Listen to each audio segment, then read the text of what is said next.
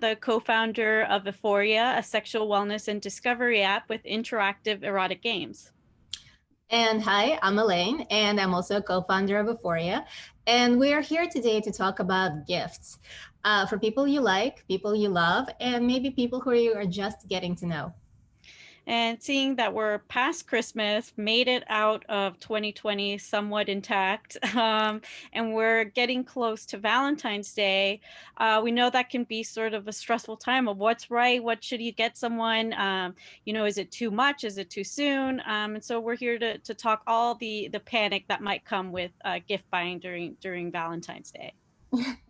Absolutely. Finding the right gift can feel really difficult. And whether you're just starting to date someone or you've been together for ages and you actually just ran out of ideas because you've already given them all the gifts you could have thought of. And I feel like every holiday season, there's like a new group text chain of panicked friends freaking out about what to buy for someone all at the last minute. Oh, 1,000%. Really relate to that. I'm definitely the one sending texts to friends being like, is this good? What do you think of this?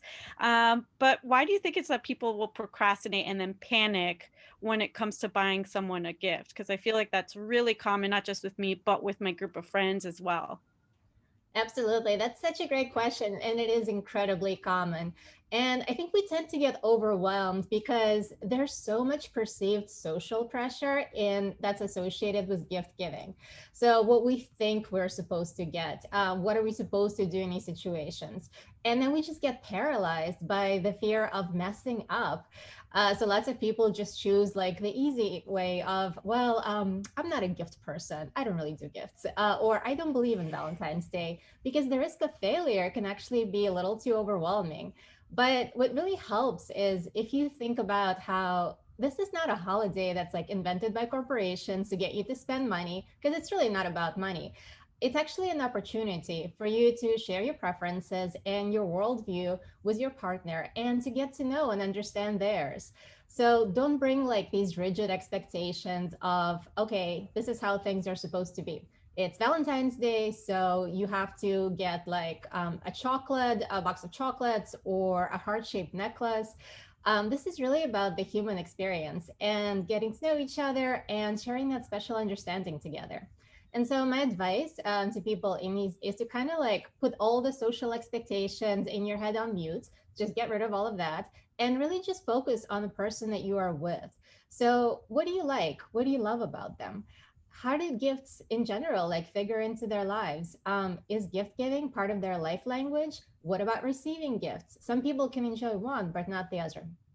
Yeah, so I think honestly, it's really an opportunity to get to know the person that you're with by having those type of conversations, seeing what it is that they do find special, how they receive, what would be something that they would look forward to. So, you shouldn't make any assumptions because even say the person you're dating might be a minimalist and you think, oh, they won't like getting a gift or possession, but actually for them, it's really special when it comes from someone that they care about. I mean, these are the why you should just have those open lines of communication and ask and talk about it. Absolutely. It's also really good to avoid giving gifts which are really obvious. So, for example, it's no secret for anyone who knows me that I love cats and I love drawing. And you have no Both idea. very, very, I can attest to both of those things. Absolutely. This is like Elaine, she likes cats, she likes drawing.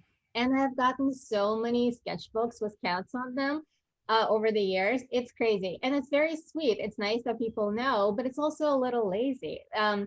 Something else that I always want to point out to people is whenever somebody really loves something, like they really love cooking or they really love drawing, they might have very specific preferences about what it is, what kind of tools they use, and what they want to actually get in this aspect. So you shouldn't just like get somebody a notebook, right? They may have very specific ideas for what kind of paper they like or what the binding of the notebook should be in order to like really help them draw. And so don't assume, unless you really know what the person's preferences are, in which case it can actually be a great gift because it shows that you've been listening. Yeah, that's key. I think it's about I think it really goes a long way to show that you've been paying attention, and then giving them something that they had a comment, and you it shows that you're really paying attention to your partner. But I think one of the biggest things people freak out about is how much you should spend. You don't want to spend too much and then you freak people out, or you don't want to spend too little and then you look like very cheap. So how do you go about figuring out what's the right balance? Yeah, I think that is such a great question. So gifts are a love language, right? It's a type of love languages. And it's not a commercial transaction. And so what does that mean? Basically, the amount of money that you spend, if you spend any at all, should actually be about what you feel comfortable spending, not what you think is expected of you. And because it's a love language, what you're really doing is the gift is communicating. So it's perfectly okay to get someone like a really expensive gift, even if it's early on in the relationship, if that's the expression, a real honest expression of how strongly you feel about them. It's a way to be open and honest and vulnerable and also confident to show them not just how you feel about them, but how seriously you're taking the relationship and what you expect the relationship to become in the future. And also on the flip side, if they don't feel it strongly at the moment and they don't get you a gift, that's also communication, right? That's them communicating where they are in the journey together with you. And that's okay. The important thing is you guys have communicated through this different language. Totally. I think that's a really great point. I think maybe it might be helpful we just share some tips on how to help people figure out how to get the perfect gift. Do you want to kick us off with a tip? Sure. I feel like we started talking about this already a little bit. You just have to come into this process from like a genuine desire to communicate and connect with your partner. It's not about this item, this magical gift. It's really about focusing on them, on your relationship, not just on yourself, but on where you guys are together. And it's really okay to communicate about this stuff, even if you're just starting to date someone. It's totally fine. Maybe it's the first time that you're just exchanging gifts, but you've been together for 6 months. You should talk to them about what gifts even mean to both of you. May have very different ideas of expectations, right? Like maybe they grow up in a family where like there's a lot of value and importance being placed on gifts, or maybe they're not used to buying gifts on holidays, and instead what they really believe in doing is spending meaningful quality time together, and that's the gift. That's really important to know. And it's much better to discuss this stuff beforehand than to end up really surprised and disappointed because you've already imagined how the gift exchange is going to go in your mind. Yeah. I think also it's like it's not just about pressing buy on Amazon shopping cart. I think it's about, getting to learn your partner. And I think one gift in one relationship might be totally different in another one because it's about what's important to both of you. And so you shouldn't also be like, well, this is how it was in a past relationship. Each one is new and can be totally different, the process or what might be special for a person. Totally. And then consider not just like who they are at the moment and what they like, but also what their hopes and dreams are. We just started the new year, so you might have talked about what your New Year's resolutions were, right? So, what are they excited about? Are they excited about getting a new job or maybe even switching careers altogether? Are they hoping to get better at something? Maybe they want to spend more time on some activity that they love. The gift can be inspirational and it can just help them achieve what their dreams are. Yeah. And I think finally it's just about enjoying the process. Like find pleasure in discovering, understanding who you both are and what makes you happy. It really should be fun. Don't panic. It's gonna be okay. Just, think about who you're dating, what they like, and just try to find something that's gonna bring them a bit of joy. Absolutely. And also key is to talk about the gift after you've received it, right?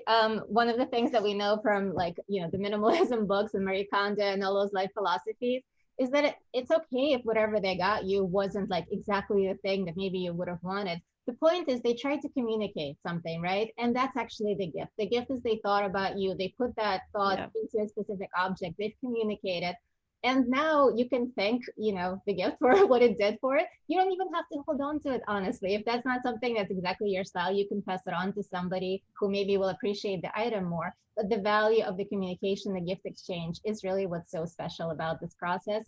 And for one, I'm excited for Valentine's Day and any of these like social prompts that society throws at us that force us to talk to each other and to think about who we are, who our partner is, and how we may be different or similar in this regard. 100%. I love that. I think that's a great place to end it. I think you made such an awesome point. And thanks for everyone hanging out and watching.